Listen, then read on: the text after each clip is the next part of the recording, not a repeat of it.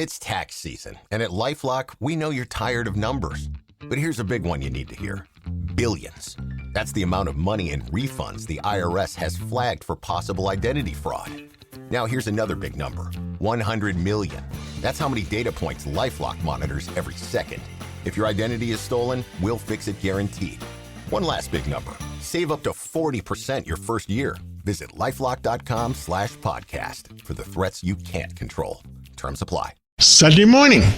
With us today is Steve Cates, otherwise known as Dr. Sky, and he entertains us on Sunday mornings. And when we look up at the sky, all the strange things we've learned about, and so many other things.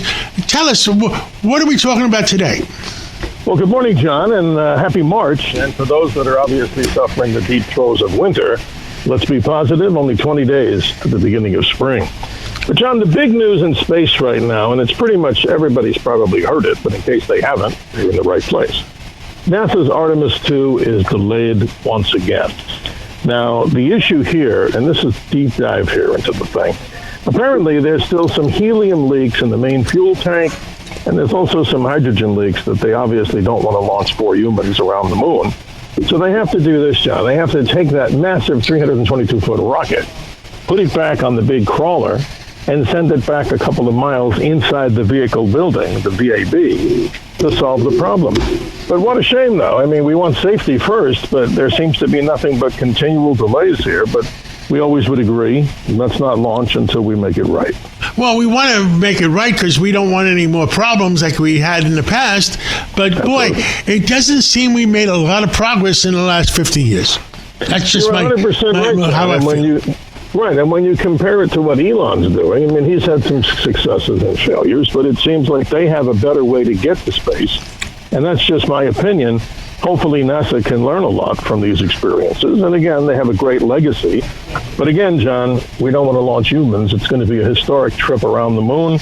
The next launch date looks like early April. But here's something that I wanted to mention, John. We'll jump right to the mystery of the week, and this I find fascinating. And the question is, what were some of the largest sounds ever heard on planet Earth? Now, we all know about decibels, but what are they? They're logarithmic measurements, John, of sound. In other words, they go exponentially. Now, it's stated that if you hear a decibel sound of some 85, the number 85 decibels, that can be damaging to your ear if you're, standing there over time. But once you get to the level of 120, John, decibels, that can be instant problem. So here we go. Back in 1883, the large volcano Krakatoa, allegedly, John, 310 decibels. And if you were still 100 miles away, the decibels were 172. Now, that's simply earth-shattering, don't you think? And then we find out in 2022, a large eruption of a submarine volcano out in the Pacific. It had about 108 decibels. And, John, it was heard 6,000 miles away. But here's one that you and I know, or I think is most fascinating. Sperm whales, John, they communicate with these clicks called codas.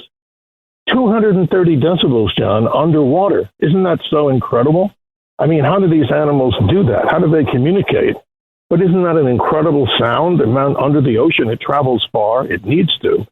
That's just amazing in nature. I think that's totally incredible. It is incredible, but, there's so many things we don't know.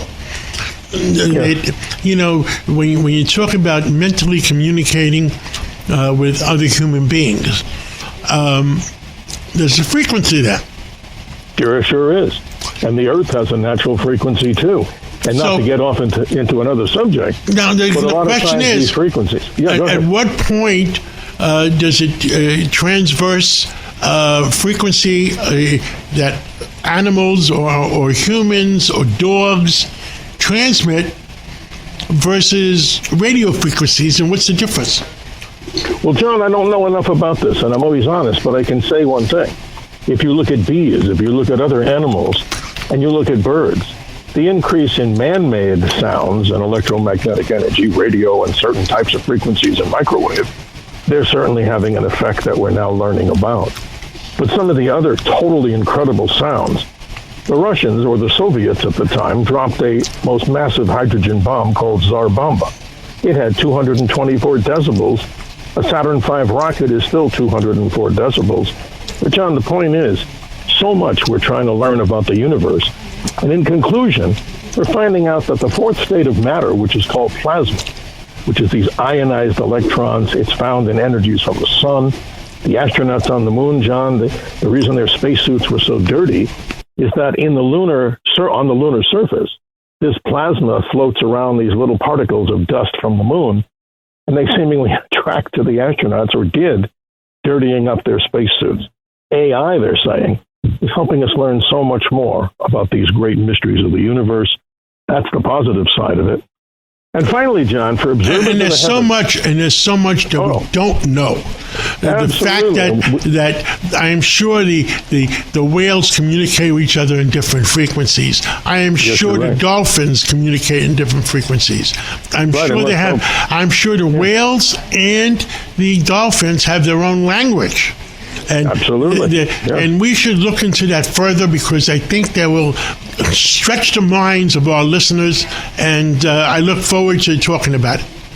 Absolutely, John. And a quick sky event, Tuesday morning for listeners all across the nation. We have a total lunar eclipse taking place. Not as easily seen on the East Coast, but still visible, mostly for the central and western part. The so-called blood moon, John, as we move into March. Always a privilege and honor to be here on the Cats Roundtable.